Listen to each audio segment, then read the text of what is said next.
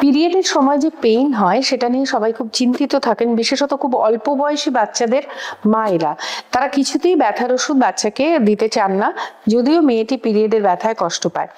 এখানে আপনাদের জানিয়ে রাখি যে আমাদের খুব কিছু সেফ অ্যানালজেসিক্স ডিউরিং পিরিয়ড আছে অ্যাভেলেবল, এবং ডাক্তার যদি প্রেসক্রাইব করেন তার কোনোটা, আপনারা কিন্তু নিশ্চিন্তে মেয়েকে পিরিয়ড পেইনের জন্য এই ওষুধগুলো রেগুলার খাওয়াতে পারেন।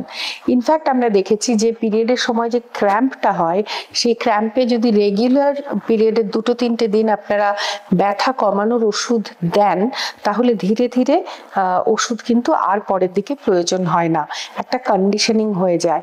আর একটা কথা বলি, যখন আপনার অ্যানালজেসিক দরকার হচ্ছে তখন অল্প ব্যথাতেই অ্যানালজেসিক খাবেন, তাতে অ্যানালজেসিক ডোজের বা ব্যথা কমানোর ওষুধের ডোজের রিকোয়ারমেন্ট কম হয়।